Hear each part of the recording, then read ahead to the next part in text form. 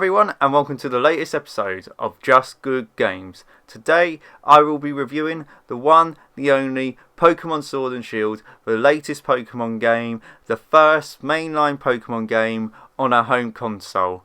Obviously, Pokemon Sword and Shield was released on the 15th of November in 2019 and is a Nintendo Switch exclusive. But before we get into it, I just want to remind you of one thing.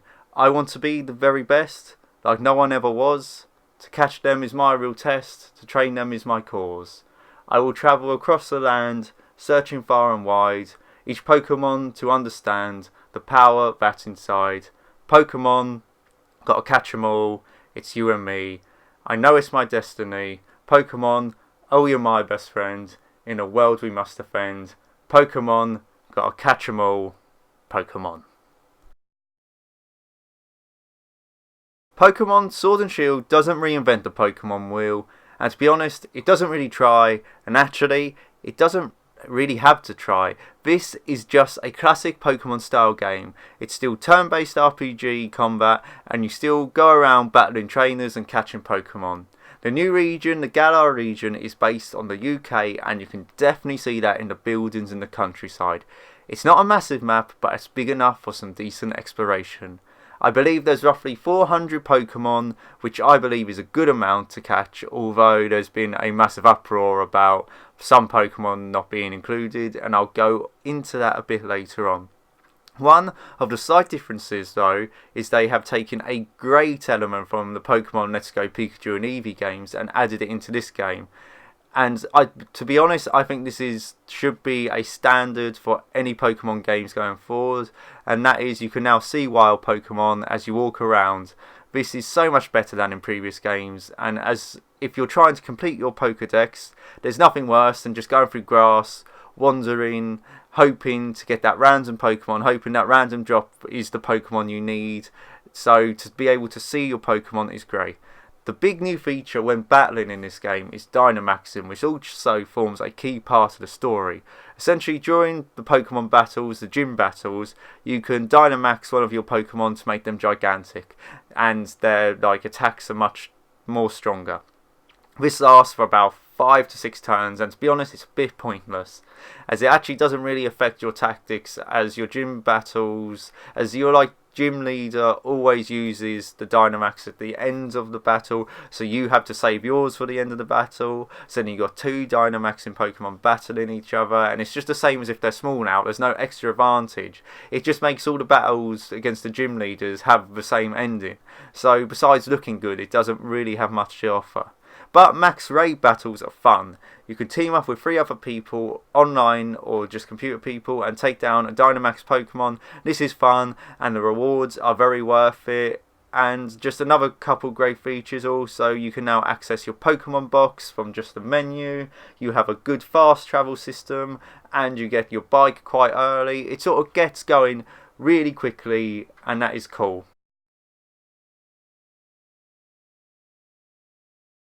Storyline wise, very basic, very like any of the other Pokemon games, is you want to be the Pokemon League champion. You want to get your 8 gym badges and then you want to compete in the Pokemon League finals and become the champion. That is pretty much the story in a nutshell. There is also the mystery of the Sword and Shield, the mystery of the Sword and Shield Pokemon, the two legendary dog things which are on the front covers, and that forms a nice part of the story. The game's almost split up into 2 halves. After you finish the main bulk of the story with all the Pokemon gym badges and League, like in the Pokemon League, there's another bit of the story just a little bit afterwards which focuses way more on the mystery of the Sword and the Shield, and that's really fun. But to be honest, there's not a lot more I can say about the story without spoiling it or anything else, as it's very basic but very good classic Pokemon. I'm going to include a special section in this review, and that is purely based on the Pokemon themselves, as they, at the end of the day, are the stars of the show. The Pokemon designs, old and new, are absolutely fantastic in this game. I really like the designs actually of the main 2 Pokemon, the Sword and the Shield. They have special names, but I can't remember them at this moment. Obviously, you have a nice blend of old and new Pokemon. Some of my favourite old Pokemon are like Ghastly and all his evolutions. You have obviously Charizard, plays a massive part in the story and is fantastic. You have on the new front, you have the new design on the Weezing. It almost looks like a sort of chemical plant like on its head, which is fantastic. I also really like the 3 starter Pokemon which you start off with. I think their designs are very cool, very good. I always pick for water Pokemon, and the water Pokemon has never let me down, and it didn't let me down this time. Now, onto a bit of the controversy is obviously I think everyone wanted all the Pokemon in this, and obviously there's a lot of more classic Pokemon missing from this game. Like, you still got like stuff like Gyarados in there, and as I said, Charizard, but there's some real big admissions. I don't think like Abra's in there. I don't think obviously Abracadabra and Alakazam are in there. I don't think obviously it's like stuff like Squirtle's not in there.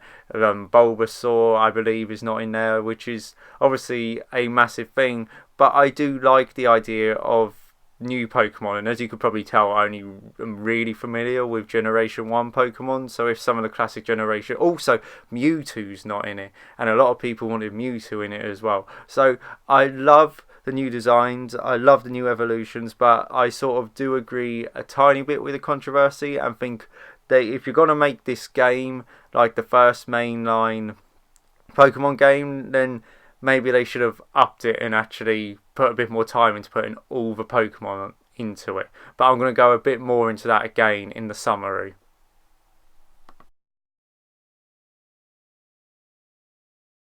So I said at the start of this review that this game is just a classic Pokemon game and it doesn't really reinvent the wheel, and to be honest it doesn't have to. People are going to buy this anyway, people are going to like it. But maybe they should have tried to change it up a bit. This is where I'm going to go into the negatives a little bit, is that this is meant to be the first mainline Pokemon game on the Nintendo Switch, and what it does is it just feels like a bit more of a jazzed up version of an old school handheld one, which as someone who dips into the Pokemon games every so often, it's not really a big deal for me, as I haven't played a Pokemon game since Ruby, so it was a really nice game to just dip into. I know this world, I know exactly what's going on, I know exactly what to do, and I don't really need to think about it that much. But maybe that's where the problem is with this game, is if someone like me who doesn't play them that often can get back into it straight away, then if you've played every Pokemon game before this, then it doesn't really offer anything new. I think when this was announced, everyone was expecting like, this is the ultimate Pokemon game. This is going to be the game which takes it to the next level. And what we got was just more of the same, and for those Pokemon fans, I absolutely understand why they might feel that this game has not lived up to expectations. Personally, for me, it hasn't reached the high bar which Nintendo have set this year, also with some of their other games like Astral Chain and Luigi's Mansion 3 and Link's Awakening. It's good, but it's just not up to that level. What it does well is it's just classic Pokemon. And I love Pokemon. I love the designs of the Pokemon. I love the gym battles. I just love getting back into this world.